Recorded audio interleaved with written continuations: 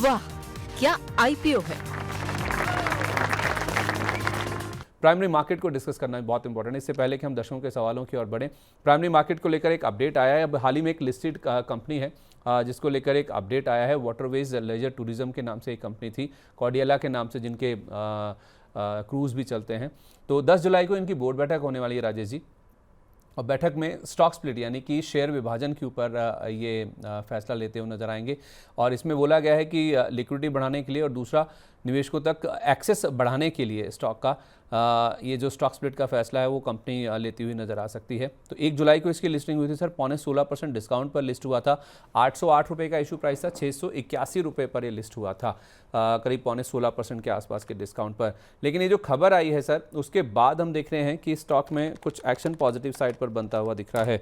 अगर लिस्टिंग सही नहीं रही या फिर उसमें गिरावट देखने को मिली थी, तो क्या ये सर जो स्टॉक स्प्लिट की बात की जा रही है, जिसका उत्साह हम देख रहे हैं कि स्टॉक में 800 रुपये तक के लेवल तक आ गया है, यानी कि ऑलमोस्ट इशू प्राइस के आसपास पहुंचने की कोशिश कर रहा है शेयर, तो क्या ये वर्क करेगा इनके फेवर में?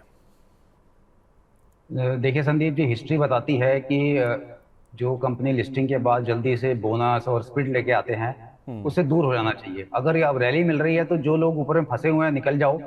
बहुत ज्यादा मैं इसके लिए एक्साइटेड नहीं हूँ। अगर हायर लेवल मिलते हैं तो अच्छी बात है, आपका पैसा कुछ बन जाएगा या कुछ बच भी जाएगा।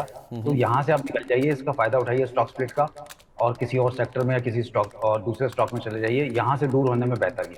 ठीक है, अरुण जी भी हमारे साथ आ चुके हैं। अरुण सर, बहुत स्वागत है आपका, वेरी गुड मॉर्निंग।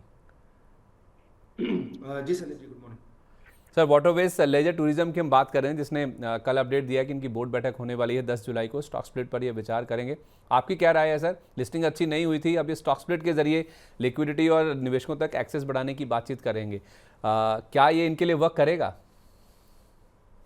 देखिए संदीप जी, रिसेंटली लिस्ट हुआ है और लिस्टिंग वैसे भी आपको पता है आईपीओस में हम कम ही सलाह देते हैं, पर ओवरऑल लिस्टिंग अभी हुई है और अभी लिक्विडिटी बढ़ाने की अगर मैनेजमेंट बात कर रहा है तो थोड़ा खुशी है कि क्या कुछ स्टॉक स्प्लिट होता है या कैसा होता है, क्योंकि लिस्टिंग होके मेरे ख्याल से 3 या 4 दिन ही हुए, उससे ज़्यादा कोई बड़ी हिस्ट्री नहीं है। और इमिडिएटली कंपनी अगर स्टॉक स्प्लिट के लिए जाती है तो थोड़ा आप कह सकते हैं थोड़ा सोचने वाली बात रहेगी। बाकी संदीप जी, मेरी इस कंपनी पे निवेश की ना ट्रेडिंग की, दोनों की ही सलाह नहीं। ठीक है, ज़्यादा लिस्टिंग का इतिहास है भी नहीं। 1 जुलाई को लिस्ट हुआ था और लिस्टिंग अच्छी नहीं रही है, उसके बाद ही बोर्ड की ओर से ये फैसला आता हुआ दिख रहा है कि ये विचार करेंगे स्टॉक स्प्लिट के ऊपर।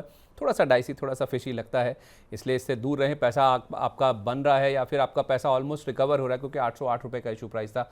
तो अगर आपके पास शेयर मिले हैं, आपने लिए हैं, आपको अलॉटमेंट मिला है, तो आपके प्राइस के आसपास पहुंच चुका है। तो दोनों हमारे एक्सपर्ट्स यही कह रहे हैं कि अगर पैसा बन रहा है तो लेकर निकल जाएं, या फिर अपना पैसा निकल भी रहा है उसको निकाल लें तो आपके लिए ज़्यादा बेटर है।